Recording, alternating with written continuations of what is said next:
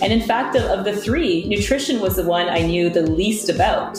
First, I started reading, thinking like, oh, that's kind of an interesting thing, nutrition and brain development. I'll give them eggs or something at the right time if they're not allergic. But as I started reading it, and I read it in great depth for several years, I realized the science was really serious and very specific and very clear, worrisomely clear, that specific regions required specific nutrients at just the right time while they were developing.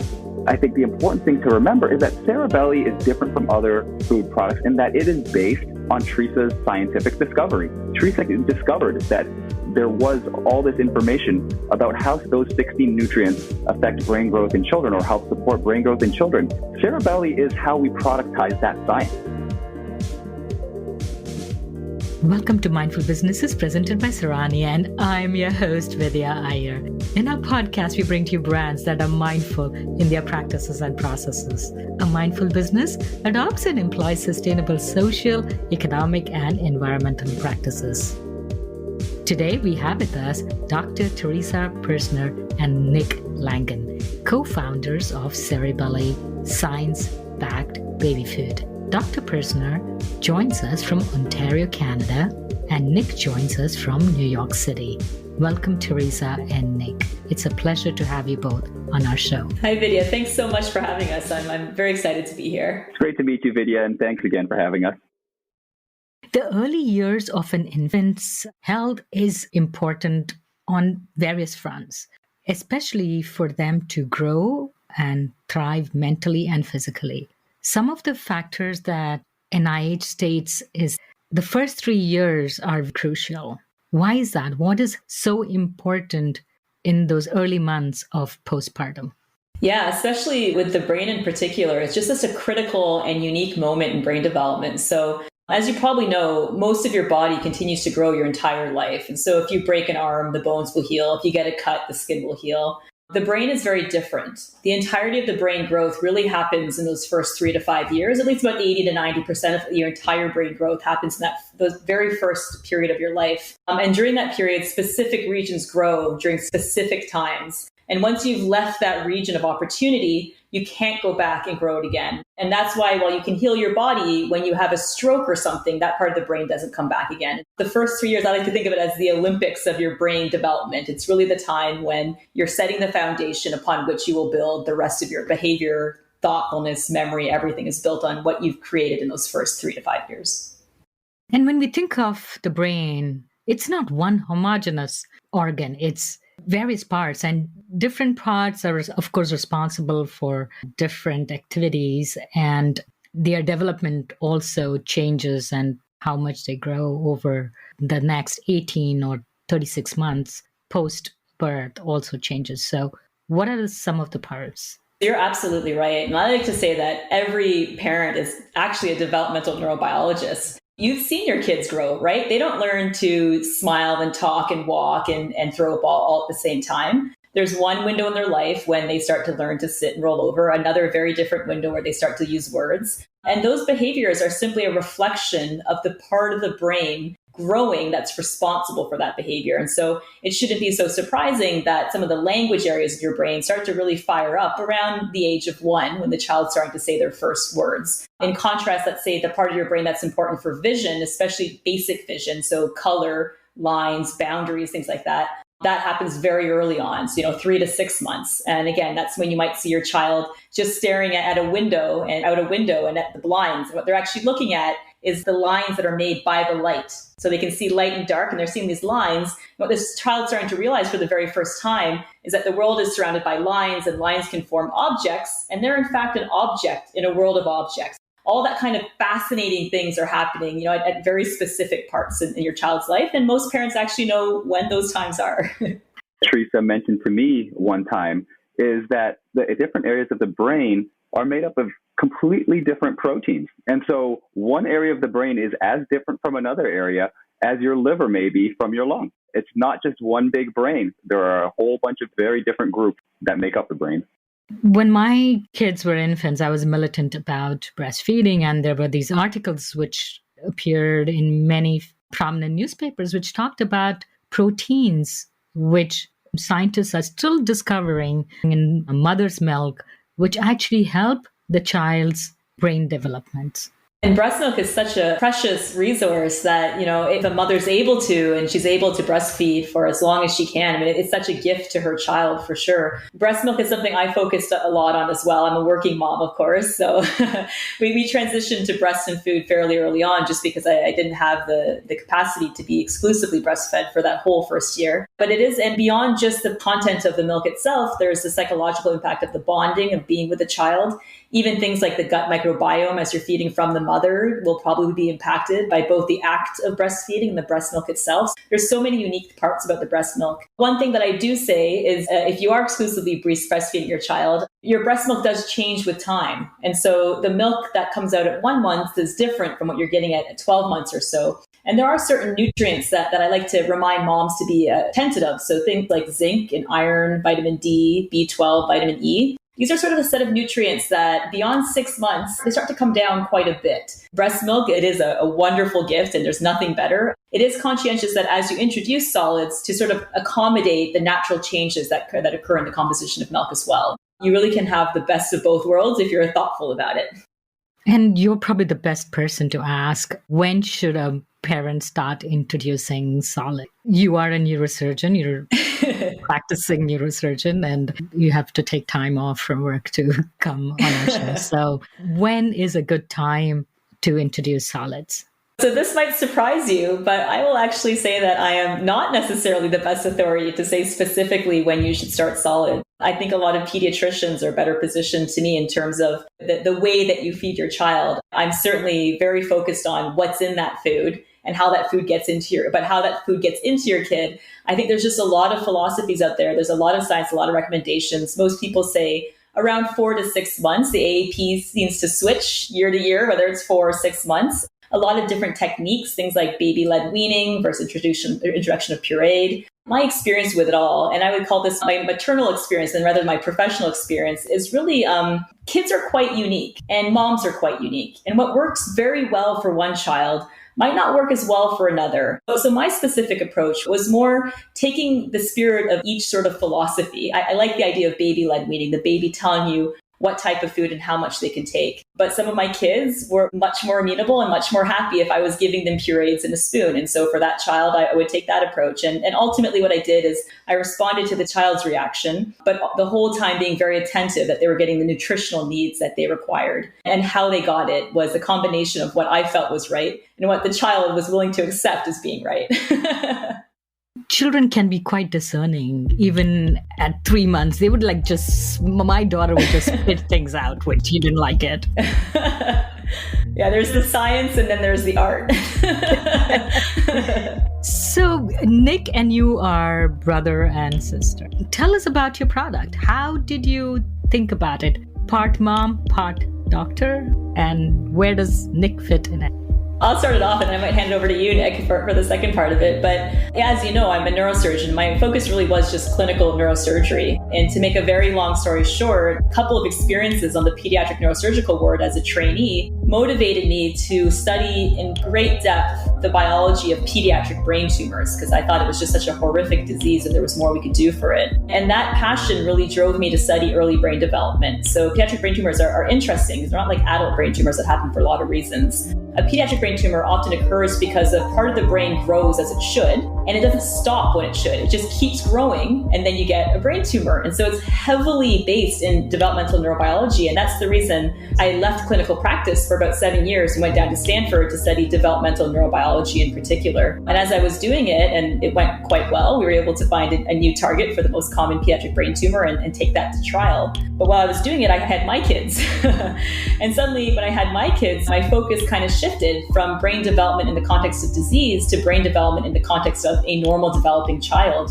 And what can I do to best support my child in those critical first years? And really it came down to 3 things. One is genetics, which is the parents in meiosis. And then the second is the environment. So the interactions you have with the child, the books, the colors, the toys. And then the third was nutrition. And in fact, of the 3, nutrition was the one I knew the least about. First, I started reading, thinking like, oh, that's kind of an interesting thing, nutrition and brain development. I'll give them eggs or something at the right time if they're not allergic. But as I started reading it, and I read it in great depth for several years, I realized the science was really serious and very specific and very clear, worrisomely clear, that specific regions required specific nutrients at just the right time while they were developing. And so in a bit of a panic, actually, because my child was now, approaching that age of eating, I started to develop a meal plan for him that ensured he was getting the right nutrients at the right time. My first plan was just to go to the grocery store and get shelf-stable baby food that had the right nutrients. But unfortunately, when I went there, I flipped over every single baby food pouch that was there. And of the 60 nutrients I was looking for, I just couldn't find them. I could find just a couple. And they were the few that I was going to get anyway from carrots or sweet potatoes. And so that's how I started making my own kids' food. That's sort of where the story would have ended if it hadn't been for Nick. So Nick had his babies at the same time. And Nick, you can kind of take it from here as to how you made my kids' meal plan into Cerebelly.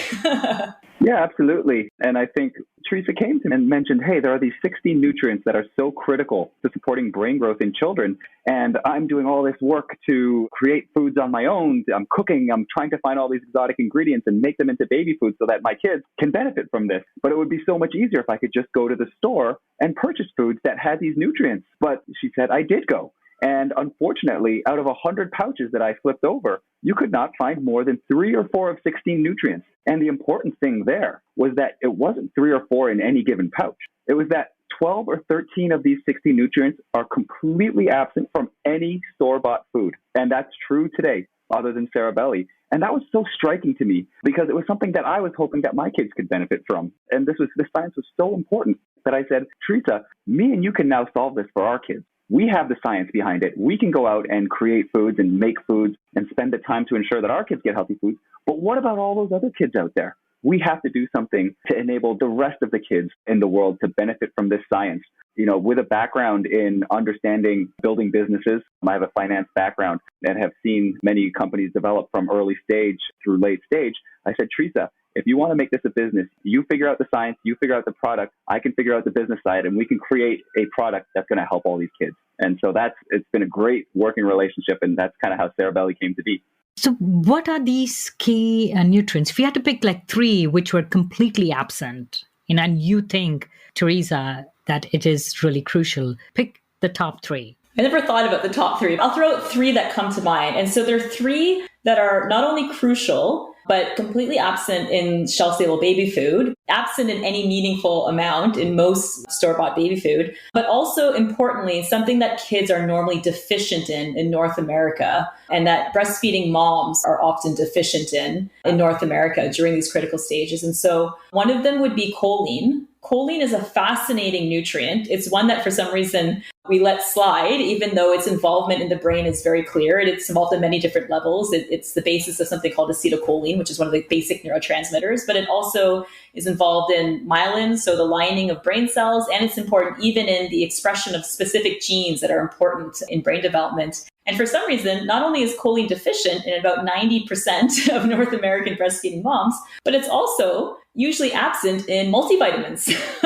That's astonishing to me. So choline's a good one. Selenium would be another one that people are often deficient in. And then vitamin D. So that's getting better. I think more moms, iron and vitamin D are sort of ones that people are more aware of. Anemia are things that doctors are now looking for in children. We're screening because it's so common to be not just deficient in iron, but so deficient that you have outcomes in your body's blood. That's pretty deficient. I would say those are, I guess I gave you 4.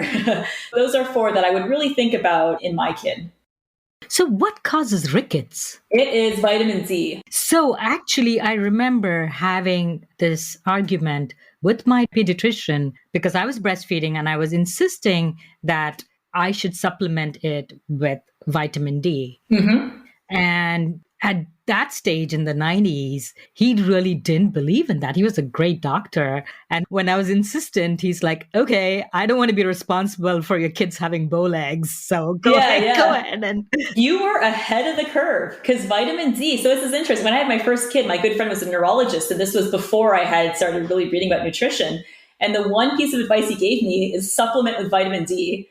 So because not only are we commonly deficient, but because we're very we're very pro, which is 100% true. You should be pro sunscreen, and what type in it's natural, not is your decision, but skin cancer is real and terrible. But because we wear sunscreen so much, we're even more deficient in vitamin D than our parents' children, so than we were babies. You are ahead of the curve, and now it's a recommendation to always supplement with vitamin D in those early months. Good for you. You probably bought your kid like a couple IQ points with that decision. You don't want to hear how I raised my kids. I'm every doctor's nightmare. Oh, you know what? Though I am too. But I did find another doctor who was like, Mom knows best. And I quickly moved to that doctor. So, Nick, you said that you were in finance and you had worked with companies. What was your background? I've worked at a variety of hedge funds over the last 12 years or so. And one of the big parts of the job is to meet companies when they are in an early stage and really understand their potential and what they're doing in order to disrupt the industry that they're in. But I think what that provides and what you start to get a sense of are some of the commonalities into these businesses that eventually go on and become successful. And we can talk about those. But it allowed me, as we started Cerebelly and created a real business, is to really implement some of these best practices and avoid, I would say, some of the common pitfalls that affect young businesses. You can have a phenomenal idea, but you do have to turn that into a business that's self-sustaining and that can grow. And so there are realities around that go beyond just the great idea.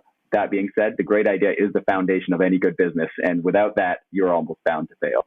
All the ideas try to solve something, but there should be a market for it. They should be feasible. You should have the finances. You should have the actual product, which made you think that, hey, Teresa, we have to make this happen.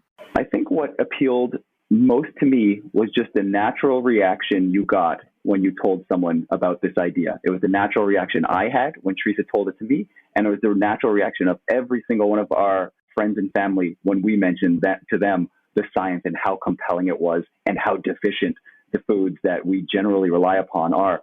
The natural reaction is, this is something that I can't believe doesn't already exist. This is shocking, the lack of nutrition that's in current foods. It's shocking that all this science is out there and no one's put it to use. Please make this product because we want our kids to benefit from it. That natural reaction from every single person we told made me really think, not only is this a great idea for a business, but it's something that's going to make a lot of parents very happy. But weren't you nervous about working with your sister? You could end up hating each other. We've all heard the horror stories about businesses that start with family and the risks of doing that, because if the business goes bad, it can affect your personal relationship. And the people you want to least affect the relationship with is your family, because they're the people you're closest to and, frankly, people you can't avoid.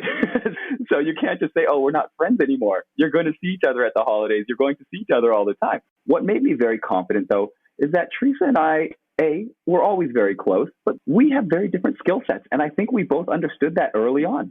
I understand how to run a business. I understand finances, and I understand how to make a business sustainable. Teresa is the scientist, and she's in charge of product development.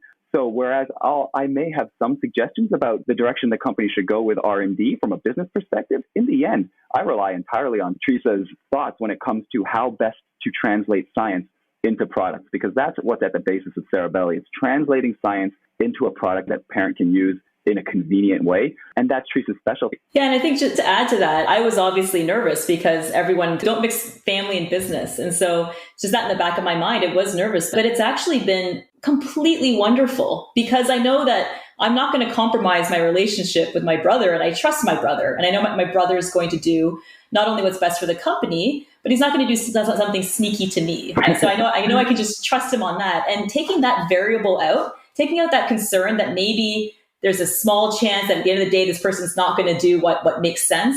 It really frees things up to just very logical, reasonable discourse. And so it actually took a lot of the emotion out instead of putting it in, is what I found. And so it's been absolutely wonderful. Let's talk about the product. Most conscientious parents, when they buy a product, they flip it over to look at the ingredients. First, if it is possible, it's within their means and reach, they try to buy organic. for, it's controversial. Some people say it's not worth it, and some people say it's worth it. But the ingredients portion, regardless of whether it's organic or not, it's very important. Sometimes there are fillers. What were the things that you saw in baby food which made you say, oh my God, this is not okay? There was a few things. The first thing that I saw was a whole lot of zeros. And so I look at the ingredient list, sure, but I also look at the nutritional panel. And in fact, what I look at first is the nutritional panel, and then secondly, the ingredient list, because the ingredient list, as you said, can be very, very misleading, whereas the nutritional panel is highly regulated. You can't hide. That information is real. And so what I found is a lot of packages that on the front had dark leafy greens or these beautiful vegetables, and you would flip it around and there would be no iron. How can you have spinach and no iron? And you look at the ingredient list, oh, it's because it's actually pear. And so I found a lot of alarming things like that. I remember once I actually back calculated based on the iron content how much spinach was in the spinach product. And it was 1 calorie of spinach. Yeah. And you're not a nerd at all. Oh, I'm a big nerd. When it comes to nutrition, watch out.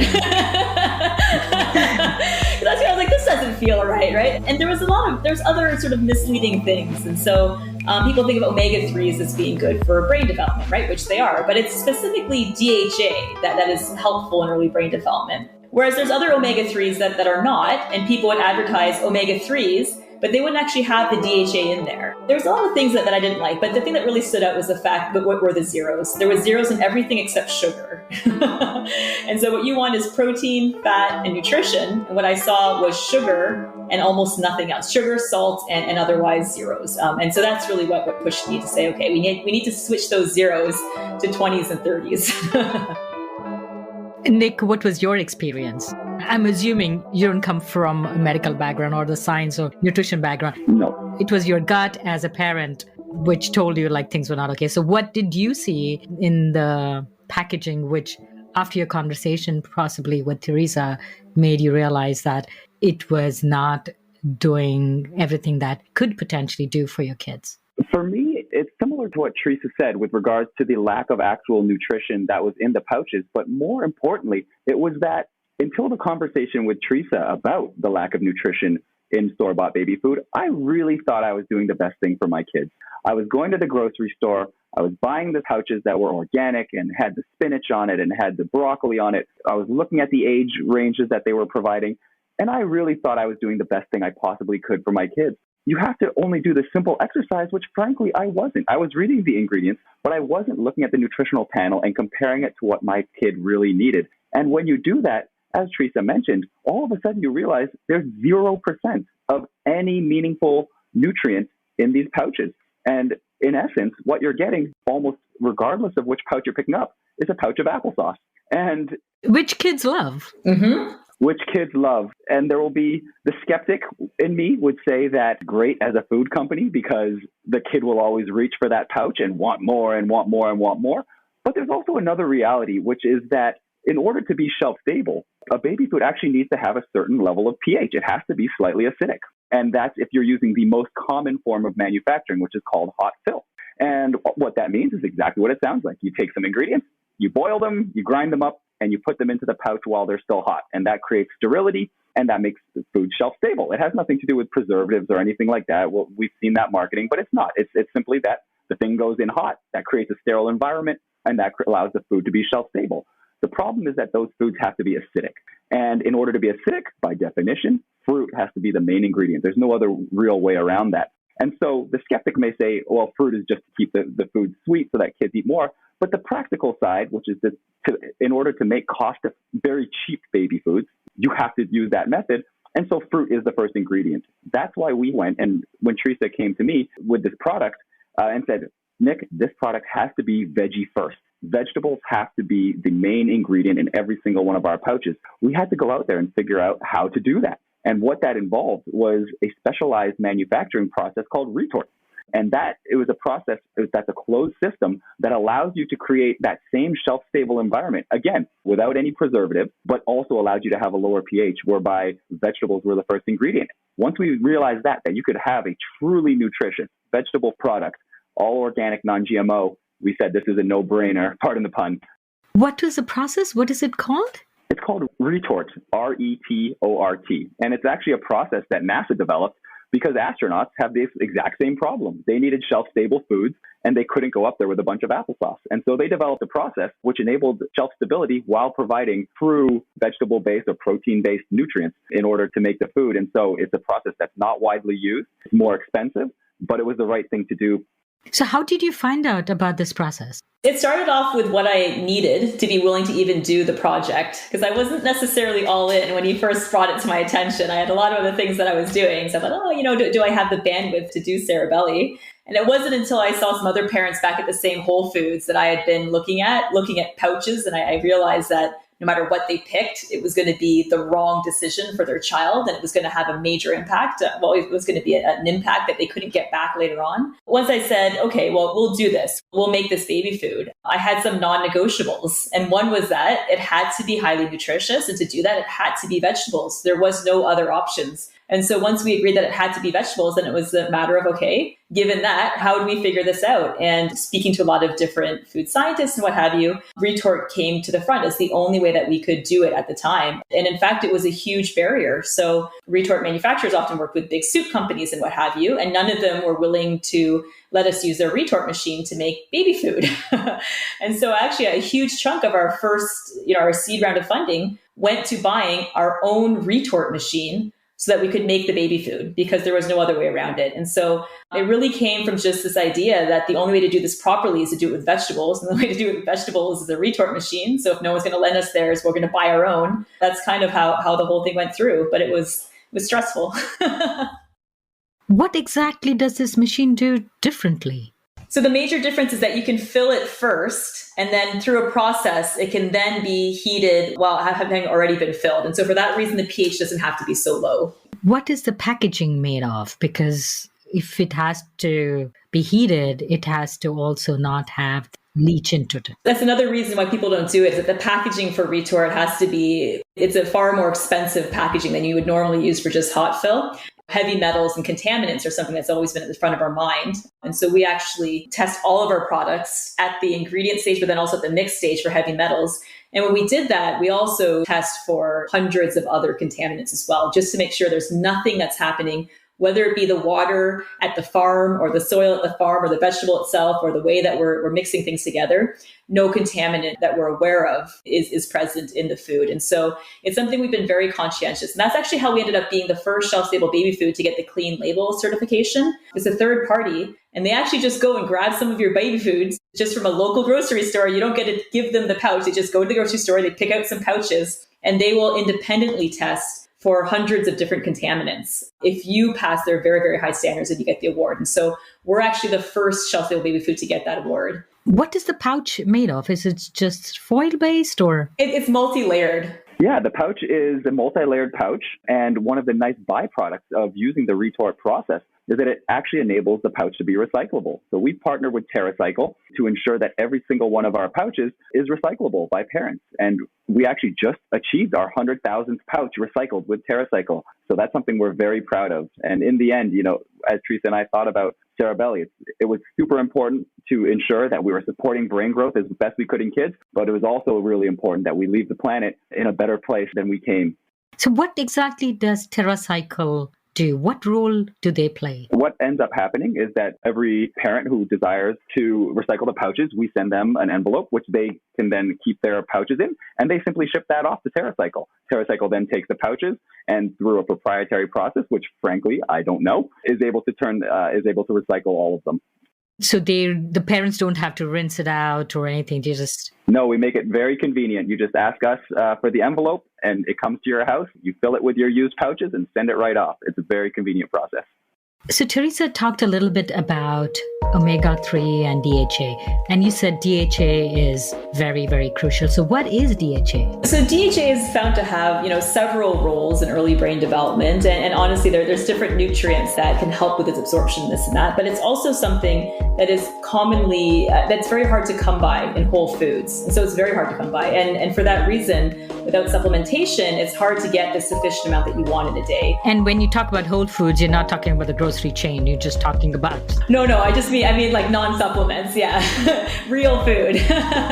So it's found in fish, of course. You think of omega-3s and DHA in fish. There's a lot of eggs that have been, where the chickens have been given the type of feed so that their eggs end up having a good amount of omega-3s and DHA in particular. But what's fascinating is that the reason that fish have DHA is because they eat algae, and it's actually the algae that has the DHA. And so that's why fish are high in DHA. The problem with fish is that they can also be high in heavy metals. And so it's a little bit of a give and take. But the algae tends to be pretty safe. And so when we were thinking about how to put DHA in Cerebelly, we actually went for the vegan source, which is the algae itself. And so it's all water extracted, algae-based DHA. The other interesting thing is that for a lot of nutrients, you have recommended daily values. And so when you look on your nutritional panel, you have this amount you're supposed to get. So DHA doesn't have that. There isn't actually a specified amount. The WHO has put out a range around 200 milligrams per day. But there's some studies, some basic science studies showing a benefit to cognitive development up to 1,000 milligrams a day. So there's actually a benefit of having a whole gram a day of DHA, which is hard to come by just by eating fish and eating eggs. So explain, what is cognitive development? Like, it's obvious for a parent when a child speaks or walks. Those are very, very obvious milestones for a parent to follow. So what is cognitive development? Yeah, that's a great question, because the truth is cognitive development, it is sort of a catch term rather than a specific term. But in general, when you think of cognitive development, you're thinking more of higher order function. So problem solving, memory, recall, complex logic, and things like that. And so a lot of studies looking at nutrition and early brain development, not necessarily just DHA, but nutrition in general, they do follow specific things like language and math, but they also look at overall performance, so IQ scores, and even long-term employment. And so when you think of cognitive development, you think of, your brain function in general, especially the higher order functions, but there's so many different ways of measuring that. And I thought the employment studies were actually quite fascinating. So what about taste? Nick, did you get a chance to taste Cerebelly food before you launched it? We sure did. Or did you make your kids the guinea pigs?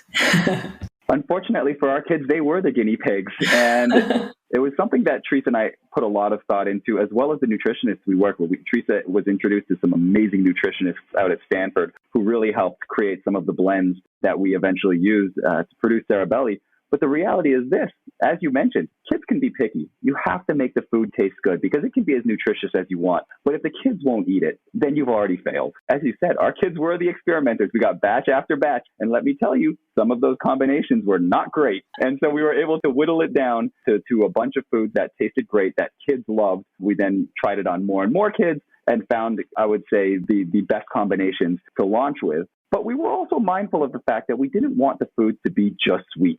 We wanted, part of what Cerebelly was going to do was to help parents train their kids' palates. So we have some flavors that are much more savory than anything else you'll find on the shelf. And so there's a spectrum of flavors, spectrum of spices that we thought was really important to introduce to kids early, because if you can introduce that spectrum early to kids, that's going to set them up for better eating for the rest of their life. And so we tried to balance all those things, make sure they were all delicious, but not just give a bunch of candy-flavored foods to kids. Really give them things that are going to set them up well in life. I think expanding the palate of the child is so important in this global world. They may have friends in their class, in their school from some other countries, or they may have to travel for work. Maybe starting at a very early age with things which are out of their comfort zone probably is a good thing. Teresa will be able to explain the science behind it better, but it's very clear that if you don't do this early on, it becomes meaningfully harder later. But I think, as every parent can attest to, once a kid's a picky eater by a certain age, it becomes very difficult to change that.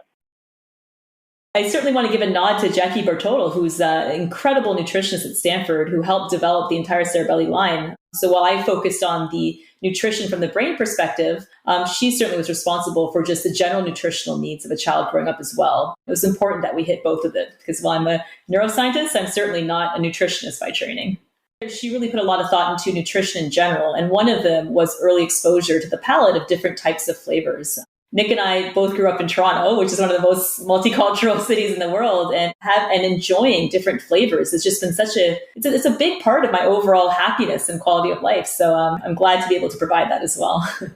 So when did you guys start this company? When we first really started the company was in mid-2017. And for the first 3 years, it was really just Teresa, myself, Jackie Bertoldo, and a few others who really took the time to put the product together, to figure out all the different facets of the product so that we could go to a manufacturer and have it made.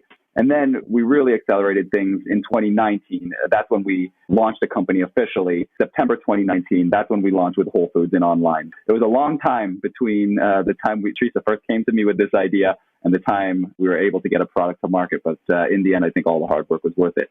And your timing probably was good because with the pandemic, most parents were happy to have your food available, ready for them to use. Was it a blessing or a handicap launching right before pandemic? I think you're right that a lot of parents also became more thoughtful about nutrition as grocery stores were starting to become less reliable. But in terms of the company itself, the supply chain has never been more difficult, really. The Cerebelly members that are in charge of our supply chain are highly experienced. They've been in these types of things for 10 plus years. And the supply chain that's occurred in the last couple of years has just been so challenging. And so while I think from a customer acquisition perspective, it might have helped, from actually the product development, we grew up in a sort of like trial by fire. Yeah, Vidya, I think when it comes to the pandemic, it was obviously a very difficult thing for parents.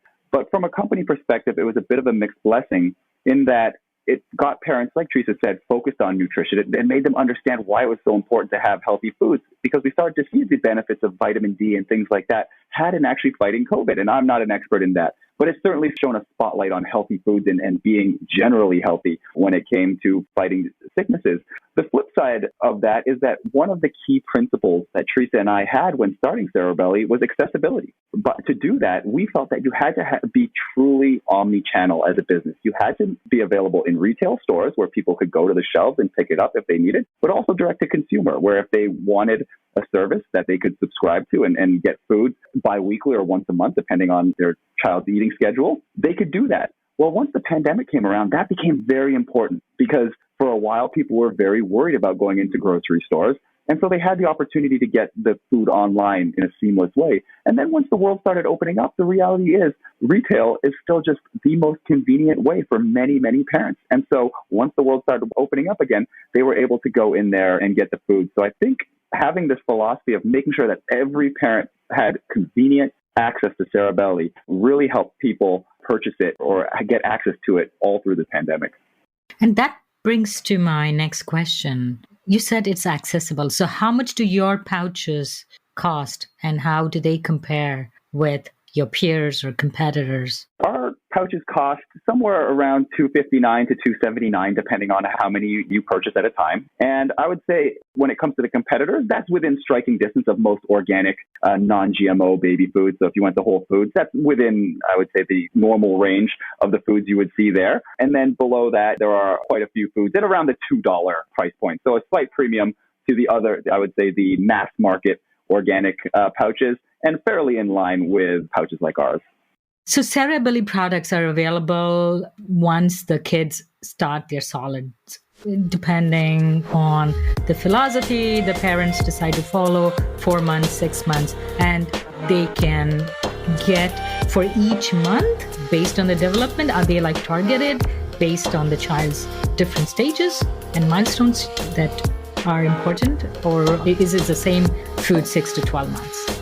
Yeah, it really depends on how you buy it. So the nice thing about ordering it online just directly from the site is that it is month by month and it is based on your child's milestones as well. So you get this very personalized, specific set of recommendations based on your child. In the store, we sell them in multi-packs that are in around 3-month periods, so that it's largely age-based. But what I will say is it can be hard, because especially if your child doesn't like one of the pouches, the taste of one of the pouches that's specific for their age, and rejects it, it's hard to force them to eat it, right? They're just not going to. And so the way we kind of evolved with time was the idea, okay, there's these 16 nutrients that are needed overall. Let's make sure that we get those 16 nutrients in some good amount in all of the pouches. And so while there are pouches that are ideal for your child, given their age, any pouch is still pretty good. And where did you guys get funding? Are you self-funded? Yeah, we've had a variety of sources. Our two biggest supporters have been Newton Capital and Imaginary Ventures, two venture funds that have supported us in every round of fundraising we've done. And in addition to that, we have quite a long list of passionate friends and family investors who continue to support the company. So we have a nice mix of venture money and passionate individual or couple supporters helping us out. What about the parents who are absolute purists and think that your food is equivalent to any processed baby foods? How is it different? First of all, I think that the concept behind Cerebelly, which is getting the right nutrients at the right time, if a parent is someone who wants to make all their baby food from scratch, I support that. If you're able to do that and you have the bandwidth to do that, I support that. And on our company's site, we'll give you recommendations on what ingredients you should be using for your child. I think it's a lovely thing. It's not something that I have the ability to do. And there's a lot of things that are very challenging to do. There's a lot of nutrients that are just very hard to get, like DHA and choline, actually, as a matter of fact, especially from non-meat sources. But I'll do my best to help those parents. One thing that's different about Cerebelly, beyond the fact that we have these 16 nutrients compared to the 2 or 3 other people have, is that every step has been very, very thoughtful. And so heavy metals is something that we've all known for a long time is in unacceptably high amounts of baby foods. And in fact, the great deal of them, the majority of baby foods, heavy metals are not good for brain development. And so from the very beginning, we had this idea that our baby food could not be high in heavy metals. And that's the reason why we started screening all of our food for heavy metals. And so I think beyond just the fact that it's non-GMO and organic and all the things that you expect, every facet of the product beyond just its nutritional content has been really thoughtfully sorted out. And every ingredient has been specifically selected for its nutritional density. And then, of course, the veggie first approach compared to other food companies, it really provides a very different offering than just the typical baby food pouch. And so I would say we're a very different product. It came from science, not from wanting to make a company that makes money, that's for sure. I have no interest in that whatsoever. Luckily, Nick does. But for me, it's just about getting the science to the people. But at the same time, if you want to make your own kids' food, I want to help you do that properly as well. And Vidya, I think to expand on that, all you have to do is a very simple experiment when it comes to Cerebelly versus other store-bought foods or online-bought foods. Like Teresa mentioned previously, you cannot lie on a nutritional panel. That is the factual nutritional content of that food, whether it's a baby food or otherwise.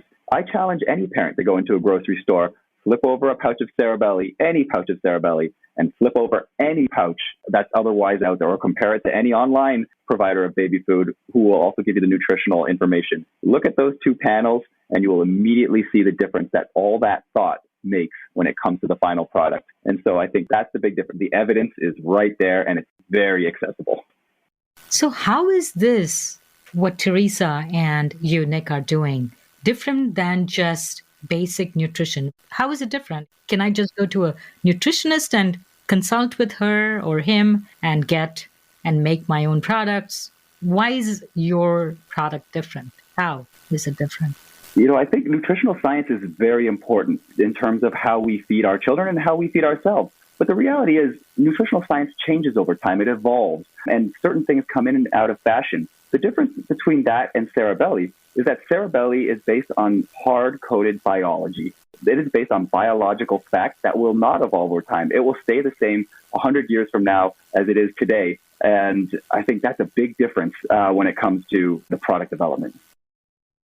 So, Nick, you seem like the disruptor, the person who wants to disrupt in startup lingo. So where do you see the company in, say, 3 years? More products, more other products which help cognitive development? Where do you see yourself? Where do you see Cerebelly? Absolutely. I think you hit the nail on the head. We want to disrupt how kids eat. We want to change the way every child eats. But Cerebelly, I think the important thing to remember is that Cerebelly is different from other food products in that it is based on Teresa's scientific discovery. Teresa discovered that there was all this information about how those 16 nutrients affect brain growth in children or help support brain growth in children.